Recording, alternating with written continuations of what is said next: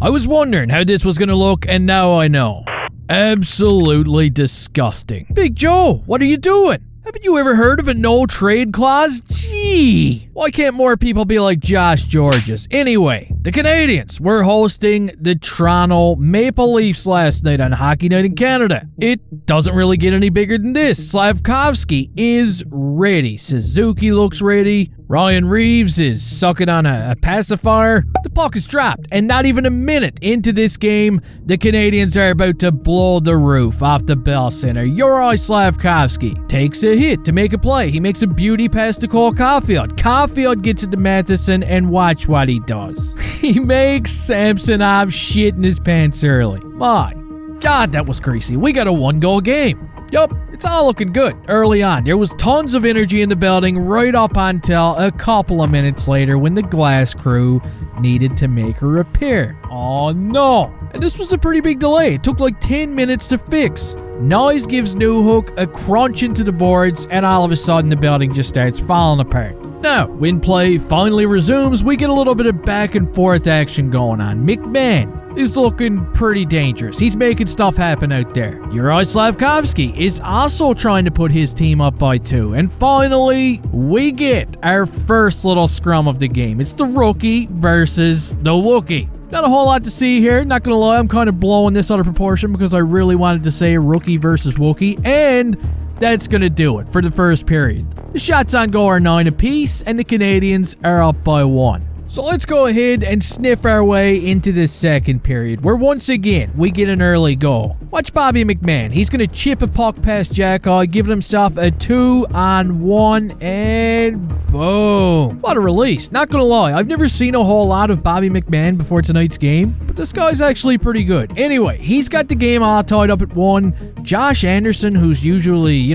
cash money against the Leafs, he's going to try and answer it right back, but guess what? We all know how that's going. He rings one right off the post because, of course, he does. And with just under 2 minutes left to go in the second period, Gallagher's going to turn over the puck. Domi's going to turn on the Jets. He beats Jordan Harris. He beats Jaden Struble in a race for the puck, and he chips one past Samuel Montembeault, giving those dirty Leafs a 2-1 lead. Their first lead of the game. Now, right at the end of the second period, we get a little bit of a dust-up going on in front of the Habs net. John Tavares takes a late whack at Montembeault. Chewbacca just doesn't like it at all, and there's a pretty heated scrum. But you know what? For some reason, there wasn't a whole lot of this going on during last night's game. I mean, I expected more. I'm still trying to figure out what Domi was trying to tell Slafkovsky here. Maybe, I don't know, explaining how he lost his teeth. The Canadiens somehow do end up getting an extra 2 minutes out of all this because Jacki removed somebody's helmet, which has gotta be the dumbest explanation for a penalty that I've ever heard of. But I guess,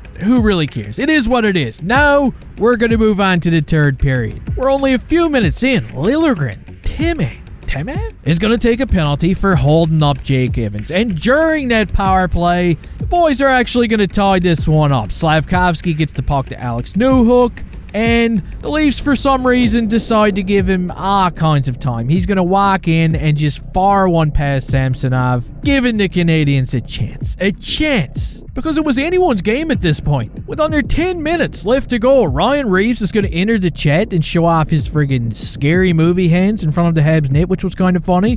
But John Tavares would score the game-winning goal shortly after, which was not very funny at all. The Canadiens do try to, claw back into this one. Slafkovsky had a couple of glorious opportunities late in the game. Even Joe, look at him, almost scored one last time for Montreal. But they just couldn't get the job done, even with Joe's help. The Toronto Maple Leafs go on to win this game, but in my opinion, if I was a Leafs fan, I'm not kidding, I'd be a bit worried. I mean, they barely scraped out a victory. This is the Habs, for God's sakes. You guys should have been slapping goals in left and right. And speaking of slapping, I was kind of expecting some fireworks during this game. There was a lot of Reeves and Jacki talk, but you know what? Sometimes it gets blown out of proportion and we don't see any action at all, which is fine. I barely even noticed Ryan Reeves last night. He was like a ghost out there. And yeah, I'm aware that Jacki and Savard didn't really have a great game, but Jacki did finish this one with 7 shots on goal, man, and just the way he carries himself, you know what I mean? It's kind of funny. I mean, late in the second period, Max Domi was as eager as a beaver to get at Juraj Slafkovsky when nobody was around, but watch the shift before this one. There's some pushing and shoving going on, and this is what I call the jack eye effect. Take a look at Max Domi in the background, just standing there like he's trying to sell some Girl Guide cookies. You gotta love it. Michael Pezzetta also registered 8 hits last night, which is pretty impressive considering he logged like not even 7 minutes of ice time. So shout out to him, but that is gonna do it for today's game review. I'm not in my normal setup today. I kind of felt like I was rambling on a lot during this one, but still, I hope you enjoyed. I felt like it was a pretty solid game overall. You can let me know your thoughts down in the comment section. Please don't forget to cross-check that goon of a like button right in the numbers before you leave here.